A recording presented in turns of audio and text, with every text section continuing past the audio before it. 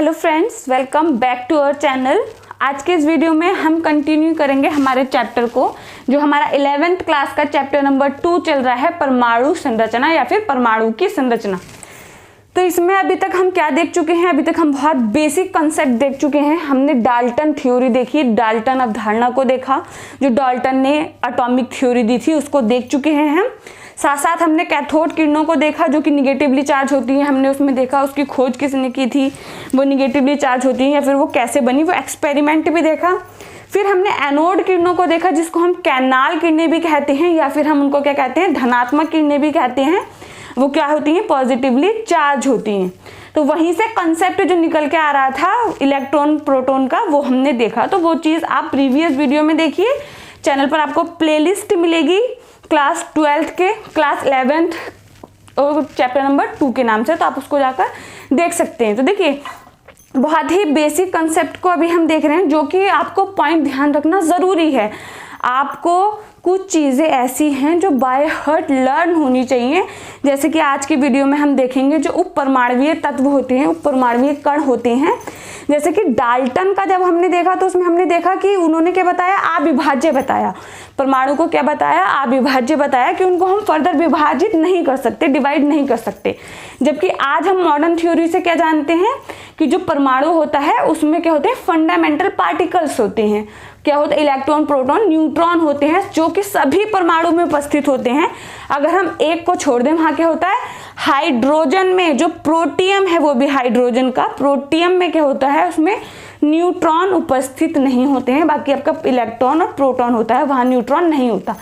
बाकी पूरे विश्व में क्या है? पूरे उसमें अगर हम देखें परमाणु किससे बना होता है? इलेक्ट्रॉन, प्रोटॉन और न्यूट्रॉन से। तो उसमें क्या है? आधारभूत कण कौन से हैं आपके? इलेक्ट्रॉन, जो कि हमें पता है इस पर जो चार्ज होता है वो क्या होता है? निगेटिव होता है। लेकिन आपने क्या करना है? इनके जो चार्ज हैं, आवेश जो हैं, उनके जो आवेश है, द्रव्यमान है, उन सबको क्या करना है? लर्न करना है उस डेटे को। क्योंकि कई बार जो होता है आपको एग्जाम में उसका डाटा नहीं देते हैं, आपने वो लर्न होना चाहिए। तो हम देखेंगे आज इन्हीं चीज़ों को, इलेक्ट्रॉन, प्रोटॉन और न्यूट्रॉन के क्या है डेटा वगैरह, सब इसके इंपॉर्टेंट पॉइंट्स के बारे में देखेंगे। तो आपने नोटबुक उठानी है, नोट करना है चीज़ों को। तो देखिए, उससे पहले हम बात कर लेते हैं, जैसे कुछ जो आधारभूत कण होते हैं वो स्थायी आधारभूत कण कहलाते हैं। जैसे अगर हम उसमें देखें तो इलेक्ट्रॉन भी है, प्रोटॉन भी है, न्यूट्रॉन है, आपका पॉजिट्रॉन है। आपके पॉजिट्रॉन की बात अगर हम देखें, एंटी प्रोटॉन जो है, ये सब क्या है? आधारभूत, स्थायी आधारभूत कण है। हम इनको ऐसा क्यों बोल रहे हैं कि स्थायी आधारभूत कण? क्योंकि ये क्या है? आपके न्यूक्लियस के बाहर भी, आपके परमाणु को अगर परमाणु से उसको निकाल दें, ये उसके बाहर भी क्या है? स्टेबल है, अपने अस्तित्व में रहते हैं, ये डिस्ट्रॉय नहीं होते, नष्ट नहीं होते। दूसरी चीज आप देखिए, यहाँ पे स्थायी फंडामेंटल पार्टिकल्स आपने लिख लिए, स्थायी आधारभूत कण भैया नोट करना है सभी ने अपनी नोटबुक में, जहां पर आपने पहले के जो लेक्चर थे उसको नोट किया है। देखिए, स्थायी आधारभूत कण में क्या आता है? इलेक्ट्रॉन आता है, प्रोटॉन आता है, आपका न्यूट्रॉन आता है, पॉजिट्रॉन आता है, एंटी प्रोटॉन आता है, तो आपके साथ में क्या आता है? न्यूरिनोन आता है। तो ये क्या है? ये स्थायी फंडामेंटल कण है। अब इनको स्थायी क्यों बोल रहे हैं हम?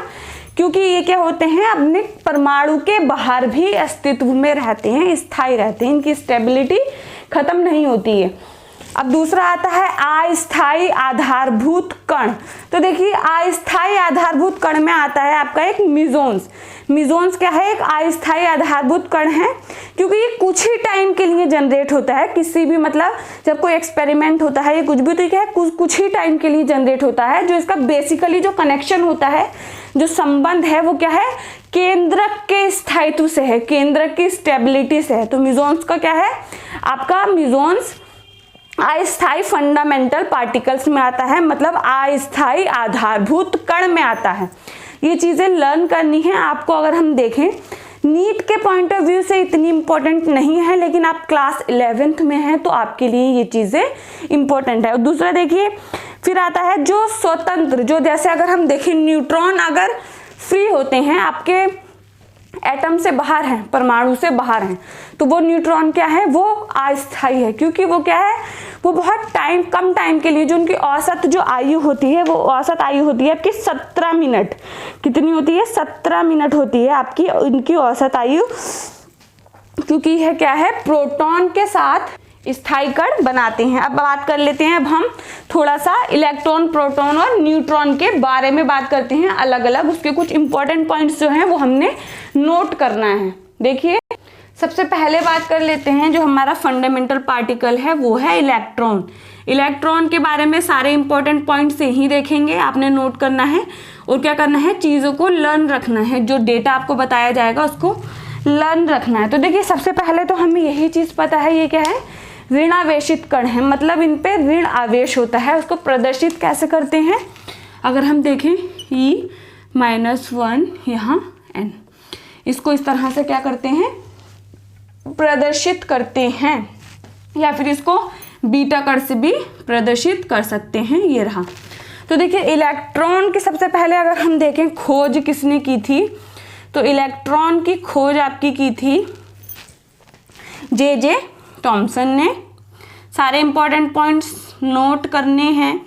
जे थॉमसन ने इलेक्ट्रॉन की खोज की थी, लेकिन उन्होंने इसको जो नाम दिया था उस वक्त, जो नाम दिया था, और नाम कैट्रॉन दिया, और नाम क्या दिया था, कैट्रॉन दिया था, इलेक्ट्रॉन नहीं बोला था उन्होंने इस वक्त इसको।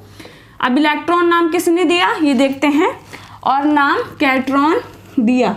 अच्छे से नोट्स बनाने हैं, आप अपनी लैंग्वेज में बनाइए, जैसे भी आपको अच्छा लगे पढ़ने में और आपको समझ आए। अपने नोट्स अपनी लैंग्वेज में ही बनाने चाहिए। जो नोट्स आप अपने हाथों से बनाते हैं, हैंड रिटन होते हैं, उससे बेस्ट दुनिया में कोई कंटेंट, कोई मटेरियल नहीं हो सकता आपके पढ़ने के लिए। तो इलेक्ट्रॉन की खोज किसने की, जे थॉमसन ने की, और नाम उस वक्त क्या दिया, कैट्रॉन दिया। लेकिन जो इलेक्ट्रॉन नाम है, दूसरा पॉइंट देखेंगे, इलेक्ट्रॉन नाम किसने दिया,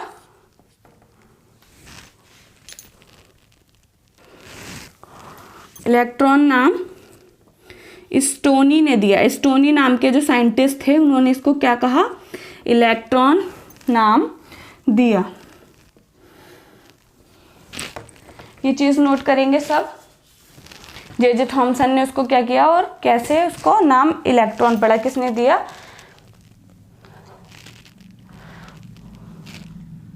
अब आवेश देख लेते हैं। जो इसका आवेश होता है वो इस पर आवेश कितना होता है, आवेश देखेंगे।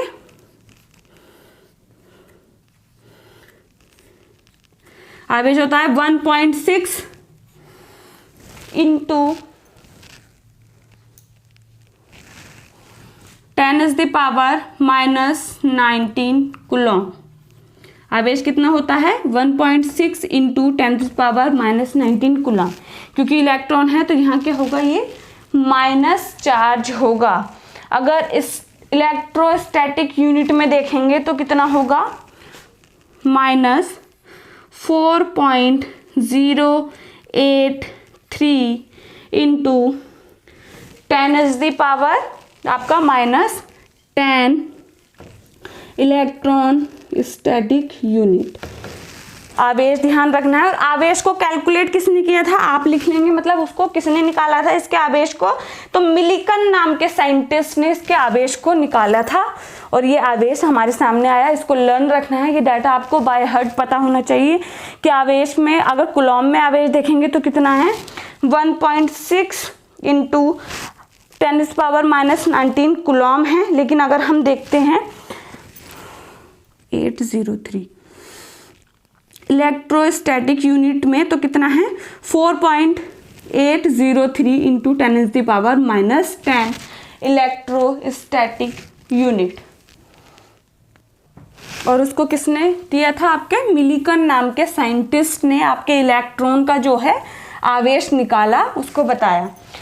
अब देखते हैं दूसरा पॉइंट। आवेश हमने देख लिया, अब हम बात करेंगे इलेक्ट्रॉन के द्रव्यमान के बारे में। इलेक्ट्रॉन का द्रव्यमान, ये सब डाटा आपके नोटबुक में लिखा होना चाहिए और आपको पता भी होना चाहिए साथ साथ। तो द्रव्यमान कितना होता है, 9.1 इंटू 10⁻⁻31 किलोग्राम। अगर किलोग्राम में इसको लेते हैं, अगर आप ग्राम में लेंगे तो क्या हो जाएगा, यहाँ पर 28 हो जाएगा। ठीक है, ग्राम में अगर लेंगे तो 9.1 इंटू 10⁻⁻28 ग्राम। ये क्या है? द्रव्यमान है। कई बार बच्चे कंफ्यूज कर जाते हैं और डेटा मिक्स कर देते हैं, तो अलग अलग ध्यान रखना है। आवेश आपने अलग ध्यान रखना है और आपने द्रव्यमान को अलग ध्यान रखना है। अब देखिए, अगर इलेक्ट्रॉन की त्रिज्या को देखें, अभी हम बात किसके बारे में कर रहे हैं? इलेक्ट्रॉन के बारे में कर रहे हैं।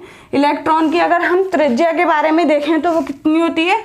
42.8 इंटू 10⁻⁻15 किलोग्राम, सॉरी -15 मीटर।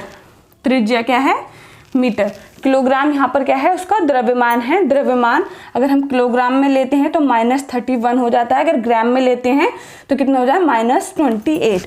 और त्रिज्या कितनी है? 42.8 इंटू 10⁻⁻15 मीटर। ये किसकी? इलेक्ट्रॉन की आपकी त्रिज्या है।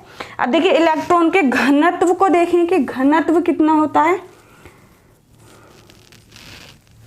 तो घनत्व देखिए 2.17 इंटू 10⁻⁻17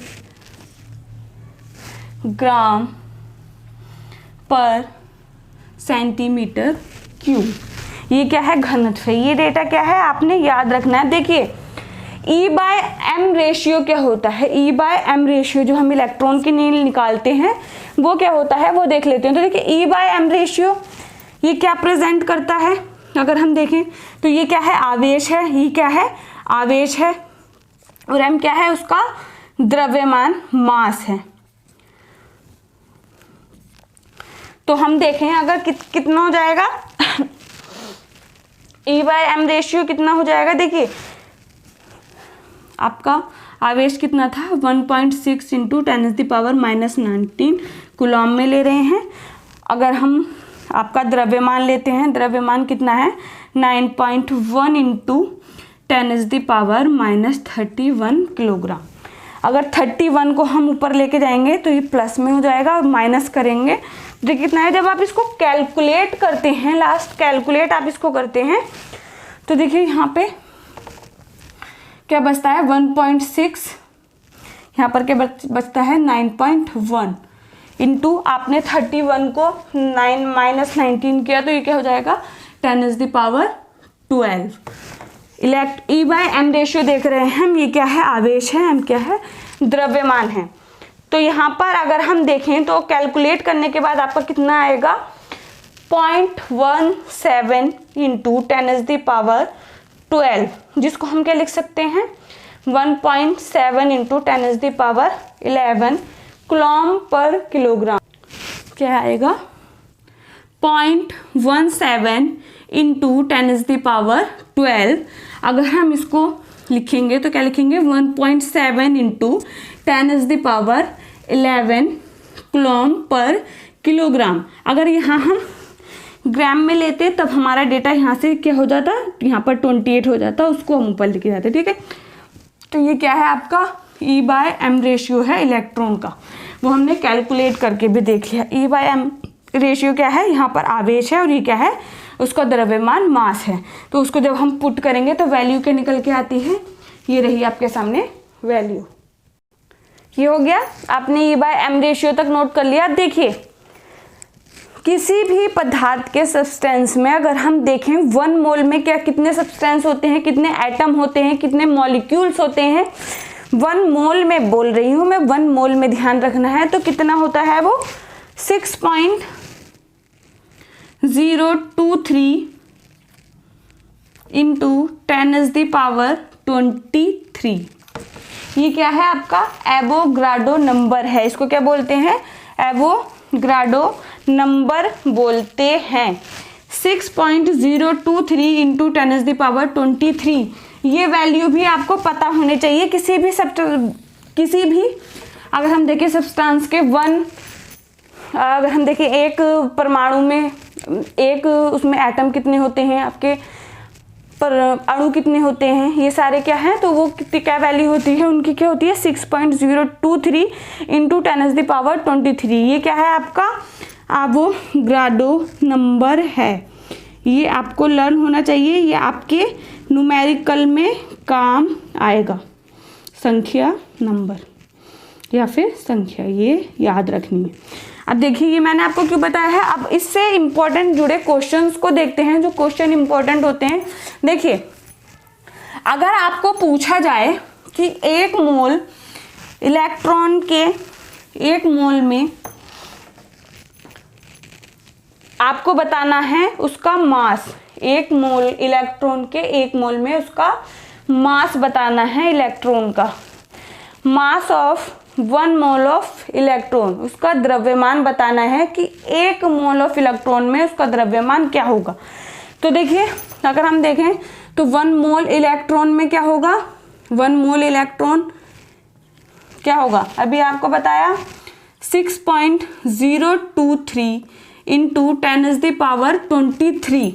और द्रव्यमान कितना होता है इलेक्ट्रॉन का, इलेक्ट्रॉन का द्रव्यमान देखें तो कितना होता है 9.1 इंटू 10⁻31 किलोग्राम। हमने किस में लिया है, केजी में लिया है। अगर आप ग्राम में लेना चाहते हैं तो यहाँ क्या हो जाएगा -28 ग्राम।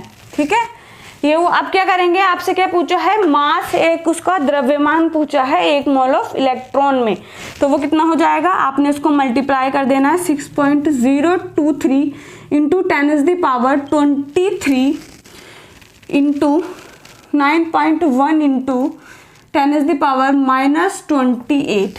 तो देखिए जब आप इसको मल्टीप्लाई करेंगे, यहाँ क्या होगा, ये माइनस हो जाएगा। मल्टीप्लाई करके अगर हम देखेंगे तो यहाँ से क्या होगा आपका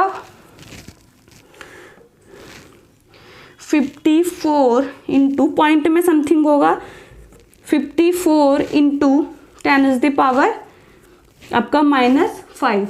यहाँ कितना बचा 10⁻⁻5, जब हमने इसको माइनस किया।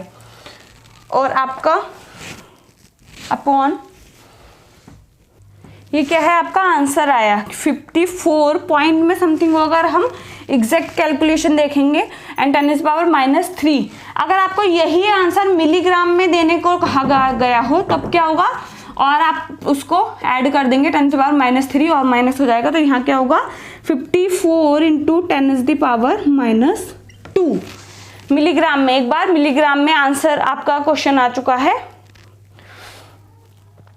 या फिर हम जिसको लिख सकते हैं 0.54 मिलीग्राम। तो ये चीज़ आपने ध्यान रखनी है, आपको ये चीज़ कन्वर्ट करना सभी बच्चों को आती होगी। तो ये क्या थे, ये सारे क्या थे, इलेक्ट्रॉन से जुड़े हुए इंपॉर्टेंट पॉइंट्स थे। यहाँ पर हमने क्या निकाला, आपके 1 मोल ऑफ इलेक्ट्रॉन में उसका द्रव्यमान निकाला। अब आपके लिए जो वर्क है वो ये है, आपने 1 मोल ऑफ इलेक्ट्रॉन में उसका आवेश बताना है। 1 मोल ऑफ इलेक्ट्रॉन में उसको क्या बताना है, आवेश बताना है, उसका चार्ज बताना है।